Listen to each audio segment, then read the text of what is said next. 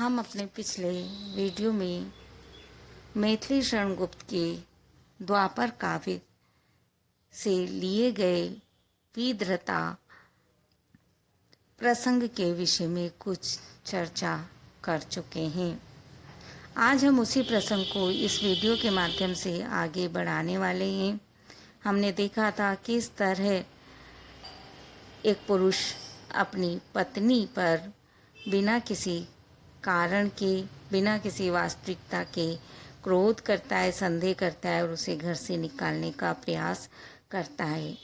उस पर उस स्त्री की मानसिक दशा क्या है, वह उसका क्या प्रत्युत्तर देती है, यह हमने कुछ देखा था। इसी प्रसंग को हम यहाँ आगे बढ़ाएंगे। उसके कुछ पद हम यहाँ पर देखते हैं और उन पद्यों को पहले हम देखते हैं यहाँ पर, फिर उनकी व्याख्या करेंगे। तुम क्रोधांत न हो जाते यूं कुछ विवेक यदि रखते, कर्म कांड के इन भांडों में वह रस कहाँ भराए, अविश्वास जब आए तुम्हारे घट में आप भराए। वह कहती है यदि कुछ विवेक यदि रखते, यदि तुम अपने अंदर कुछ भी थोड़ा भी विवेक रखते, थोड़ी भी तर्क वितर्क की, अच्छे बुरे की को समझने की भावना यदि अपने अंदर तुम्हारे अंदर विद्यमान होती, तो तुम क्रोधांत न हो जाते, तो तुम इस तरह क्रोध में अंधे नहीं होते और मुझ पर इस तरह क्रोध और अविश्वास नहीं करते। कर्म कांड के इन भांडों में वह रस कहाँ धराए। वह कहती जो कर्म कांड तुम करते हो, याज्ञिक ब्राह्मण हो और जो यज्ञ के कार्य तुम करते हो, इन भांडों में, इन बर्तनों में, इन वस्तुओं में वह रस कहाँ विद्यमान है जो भक्ति के अंदर विद्यमान होता है, जो प्रेम में विद्यमान होता है। कवि यहाँ एक तरह से भक्ति और ज्ञान में से भक्ति को श्रेष्ठ बताने का प्रयास कर रहे हैं।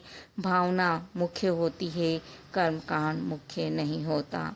अविश्वास जब आए तुम्हारे घट में आप भराए।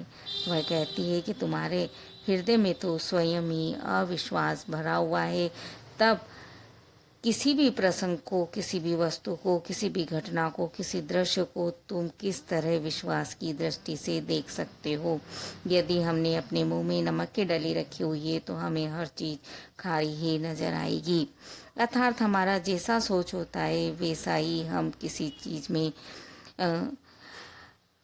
यह अपेक्षा कर लेते हैं कि सामने वाली चीज़ यह है।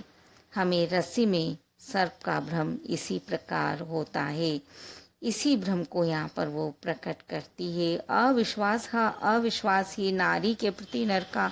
वह कहती है अविश्वास की भावना ही है, अविश्वास की भावना ही कि विश्वास न करना, यह जो नारी के प्रति, स्त्री के प्रति नर का है, यही परिवार को समाप्त करने वाला होता है। नर के तो सो दोष क्षमा है, स्वामी है वह घर का। पुरुष चाहे सो दोष का ही क्यों न कर ले, कितनी ही गलतियां क्यों न कर ले, परंतु वो क्षमा कर दी जाती है, क्योंकि भारतीय समाज पुरुष प्रधान समाज है।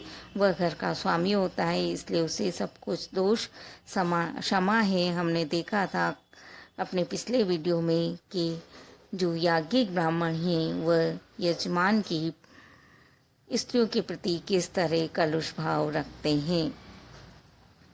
उपजा किंतु अविश्वासी नर, हाय तुझी से नारी। वह कहती है परंतु हे स्त्री, तुझी से पैदा हुआ है यह तुझ पर अविश्वास करने वाला नर, तू ही इसकी जननी है, जाया होकर जननी भी है, तू ही पाप पिटारी।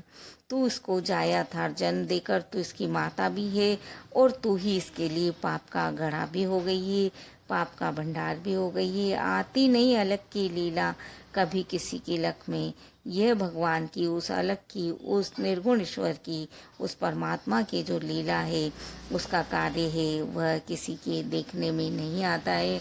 अर्थात ये समझ नहीं आता कि क्यों पुरुष स्त्री के ऊपर ही अविश्वास करता है, जबकि उसी से वह पैदा हुआ है। अपमानित सती भी तो थी, मरी एक दिन मख में, डरो न द्विज दयनीय रुद्र का गण न यहाँ आवेगा। और वह आगे कहती है अपमानित सती भी तो एक दिन अपमानित हुई थी और वह यज्ञ में जलकर मर गई थी। मख कहते हैं यज्ञ को। डरो न द्विज दयनीय, परंतु वह अपने पति को कहती है और उसकी स्थिति वो यहाँ पर बड़ी दयनीय, बड़ी विवश स्थिति में अपने पति को देखती है और कहती है, विवश ब्राह्मण तुम, परंतु डरो मत, क्योंकि किसी भी शिव का गण सेवक यहाँ पर नहीं आएगा जो तुम्हें नुकसान पहुँचा सके। आगे वह कहती है, जाती हूँ अब मैं और नहीं रुक सकती, क्यों अन्याय समक्ष मरूं मैं कभी नहीं झुक सकती। अपना निर्णय वह बता रही है, जाती हूँ अब मैं तुम्हारे यहाँ से जा रही हूँ अपना निश्चय 2 बार अभिव्यक्त करती है, और नहीं रुक सकती मैं अब यहाँ, और नहीं रुक सकती, अब यहाँ रुकने की क्षमता मुझ में अब और नहीं है। क्यों अन्याय समक्ष मरूं मैं, तुम अन्याय कर रहे हो तो तुम्हारे अन्याय के समक्ष अब मैं मरने वाली नहीं हूँ, मैं आत्महत्या करने वाली नहीं हूँ, कभी नहीं झुक सकती, और नहीं मैं तुम्हारे अन्याय कर्म के प्रति झुकना ही चाहूँगी। न मैं झुकूंगी, न मरूंगी, मैं अपने पद पर आगे बढ़ूंगी। इसलिए वह अपने आप को संबोधित करके कहती है, किंतु आर्य नारी तेरा है केवल एक ठिकाना के हे नारी, आर्य स्त्री तेरा अब केवल एक ही स्थान है जहाँ तुझे रहना है। चल तू वहीं, जहाँ जाकर फिर नहीं लौट कर आना। अब तुझे वहीं चलना है जहाँ से लौट कर यहाँ वापस इस पुरुष प्रधान समाज में नहीं आना है। वह स्वयं अपने पैरों पे खड़ा होकर अपना स्वावलंबी जीवन व्यतीत करना चाहती है। इस तरह से मैथिली शृंगगुप्त नारी के अंदर अन्याय के विरुद्ध आवाज़ उठाने की भावना भरना चाहते हैं। नारी समाज को जगाने का प्रयास इन छंदों के माध्यम से करने का प्रयास कर रहे हैं। खड़ी बोली हिंदी के अंदर बड़ी रसात्मकता के साथ उन्होंने अपनी बात को अभी